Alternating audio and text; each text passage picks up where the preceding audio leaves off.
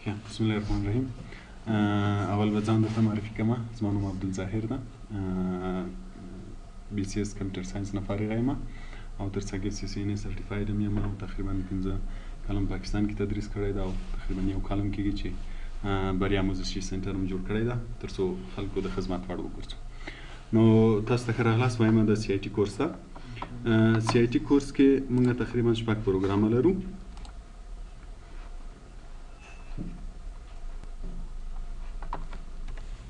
شپږ پروګرام لرو چې شپږ میاشتې کې خلاصو. اته پروګرام لرو شپږ میاشتې کې خلاصو چې په دې کې اول مایکروسافټ وینډوز ده.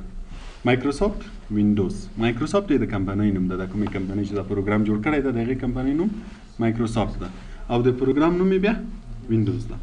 کوم ورژن وایي؟ ورژنونه تقریبا ډېر زیات لري. 9 ورژن ده، 8 ورژن ده، 10 ورژن ده، له هغه نه مخکې هم ډېر زیات ورژنونه دي. نو موږ تاسې وینډوز 7 وایو. وینډوز 7 چې وایي بیا وینډوز 10 هم په آخر ورځو کې یو ورځ دوه ورځې ورباندې کار کوو، هغه سره هم بیا بلدېږئ. پوه شوې؟ وینډوز خپله څه کار کوي؟ وینډوز چې د اپریټینګ سیسټم ده. وینډوز څه شی ده؟ اپریټینګ سیسټم.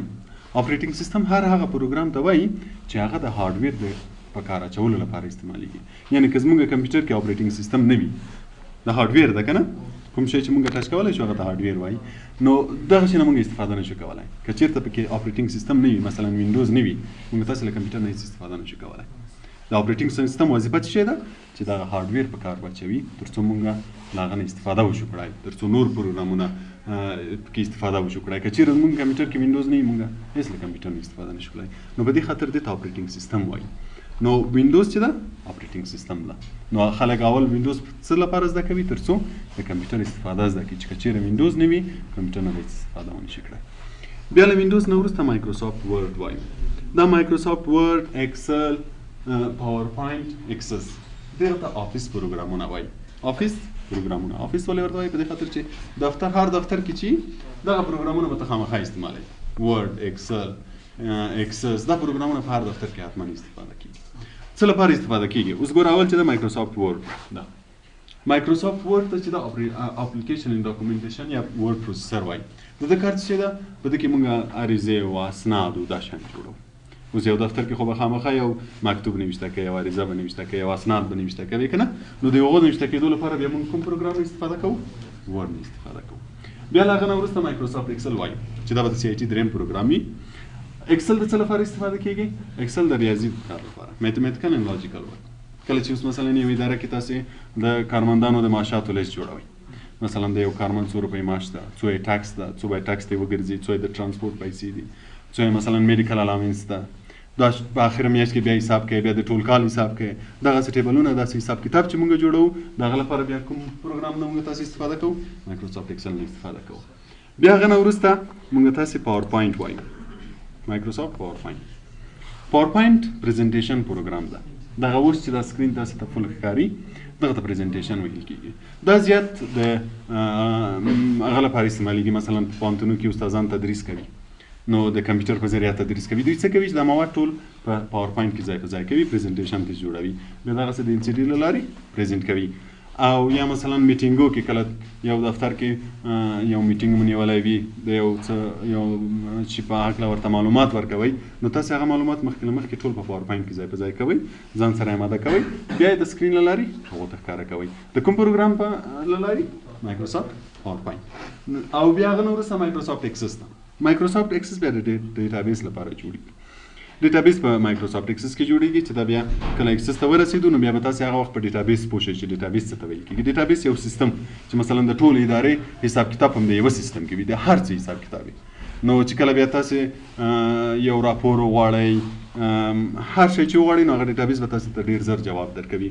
نو هغه چې بیا کله مایکروسافټ ایکسس ته ورسېږو بیا په ډیټابیس ډېر ښه پوه شئ. نو دغه څلور پروګرامونه دو ته مایکروسافټ افیس پروګرامونه وایي. ولې ورته وایي؟ تشریح مې درته وکړه چې دا په افیس کې ډېر زیات استعمالیږي. یعنې یو دفتر کې چې څوک کار کوي، خامخا به له دغو پروګرامونو استفاده کوي. په دې خاطر دې ته مایکروسافټ افیس وایي. نو موږ تاسې اول وینډوز وایو، بیا ورډ وایو، بیا ایکسل، پاور پوینټ، بیا ایکسس. نو وینډوز به 15 ورځو کې تقریبا خلاص کو، ورډ 25 ورځو کې، ایکسل 10، پاور پوینټ 15 ورځو کې، او ایکسس په 10 ورځو کې. بیا چې کله افیس پروګرامونه خلاص شو، هغه نه وروسته بیا کورل ډرا وایو. کورل ډرا د پروګرام نوم ده، د کمپنۍ نوم ده، او ډرای د پروګرام نوم ده.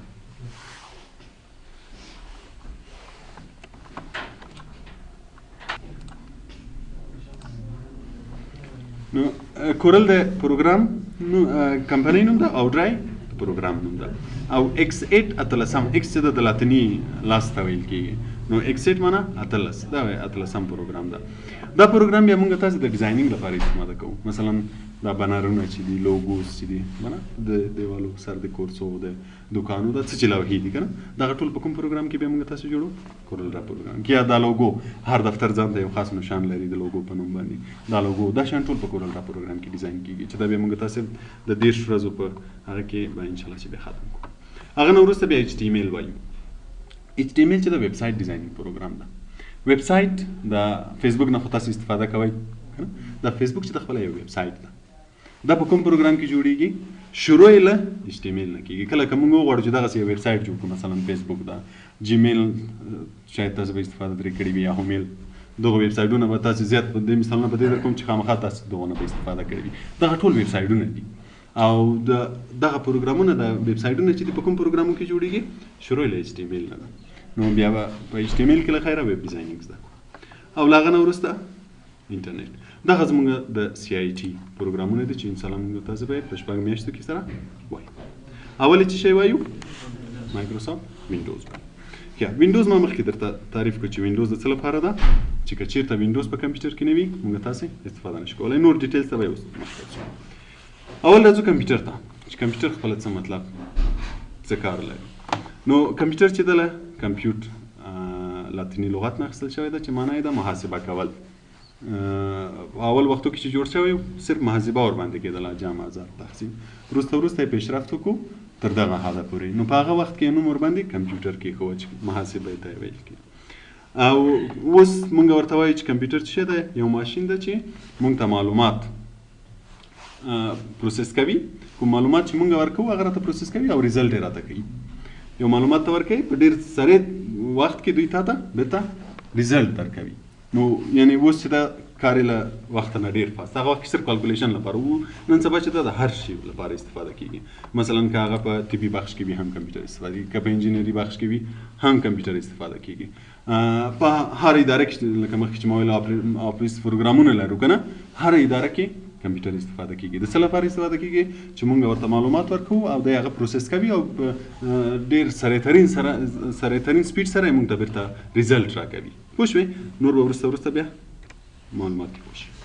کمپیوټر چې دا له دوو شیانو نه جوړېږي، یو سافټویر یو هارډویر. هارډویر هر هغه شی چې موږ یې ټچ کړی شو. اوس مثلا لاس ته پرې لګېږي دغه شیانو ته هارډویر ویل کېږي. اوس دا ماوس هارډویر ده، کیبورډ هارډویر ده، مونیټور هارډویر ده، CPU هارډویر ده. دا کوم شی چې موږ ټچ کولی شو دې ته هارډویر وایي. او کوم چې نشو کولی چې سیستم یې ده هغه ته سافټویر ویل کېږي. دا مخکې چې ما درته تشریح درکړه چې دغه پروګرامونه چې دي دا ټول سافټویر دي. وینډوز، ورډ، ایکسل دا ټول سافټویر دي او خپله کمپیوټر هارډویر ده. موږ تاسې کمپیوټر نه هغه وخت استفاده کولی شو چې هم هارډویر وي او هم سافټویر وي. هم دا شی موږ سره موجود وي، دا هارډویر موږ سره موجود وي، هم منځ کې دا سافټویر وي. هغه وخت موږ له کمپیوټر نه استفاده کولی شو چې هم هارډویر وي او هم سافټویر وي. نو سافټویر بیا دوه قسمه دي، یو سیستم سافټویر دی، یو اپلیکیشن سافټویر دی. مخکې چې ما درته ویل چې وینډوز اپریټینګ سیستم ده. اپریټینګ سیستم اول وظیفه یې څه ده چې هارډویر په کار اچوي که نه، نو دې ته بیا سیستم سافټویر ویل کېږي. کوم سافټویر؟ سیستم سافټویر. سیستم سافټویر هغه سافټویرو ته وایي چې دغه د هارډویر لپاره استعمالیږي چې د هارډویر په کار واچوي. مثلا موږ تاسې موبایل کې هم سیستم لرو که نه، کله کله د موبایل خراب شي سیستم یې خراب شوی ده. هغه سیستم کوم سیستم ده؟ سیستم سافټویر ده چې دغه هارډویر په کار اچوي تر څو هغه قابل استفاده وګرځي. نو دوه قسمه سافټویر لرو، یو سیستم سافټویر چې دغه هارډویر په کار اچوي او بل اپلیکیشن سافټویر چې موږ تاسې د مختلفو کارو لپاره ترې استفاده کوو لکه ورډ شو، ایکسل شو، مخکې ما کارونه درته تشریح کړه که نه، هغو ټولو ته بیا اپلیکیشن سافټویر ویل کېږي. او کوم چې کمپیوټر یا د هارډویر په کار اچوي هغو ته بیا سیستم سافټویر. څو قسمه سافټویر شول؟ دوه قسمه، سیستم او اپلیکیشن. سیستم چې کمپیوټر په کار اچوي، هارډویر په کار اچوي، او اپلیکیشن بیا چې مختلفو کارو لپاره استفاده کوو، ورډ، ایکسل، پاور پوینټ وظیفې مې مخکې درته تشریح کړې، د ټولو ته بیا اپلیکیشن سافټویر ویل کېږي. پوه شوې تر دې ځایه؟ نو موږ تاسې بیا اول ځو وینډوز ته چې سیستم سافټویر ده. وینډوز ما مخکې درته ویل چې مایکروسافټ د کمپنۍ نوم ده او وینډوز د پروګرام نوم ده او اوه ورژن ده چې اوه نه وروسته بیا اتم ورژن جوړ شو، اتم نه وروسته بیا لسم ورژن جوړ شو، نوی چې ده اوس لسم ورژن ده. خو موږ تاسې به فعلا اووم ورژن زده کوو، ډېر زیات تفاوت نه لري، ډېر کم تفاوت لري. نو دا په دې خاطر وایي چې د دې سټرکچر لږ ساده ده، نظر وینډوز 10 ته چې ده دا لږ ساده ده. نو کله چې دا زده کوو یو دوه ورځې بیا وینډوز 10 هم وایو، بیا به هغه سره هم بلد شي، بیا هېڅ مشکل نه وي.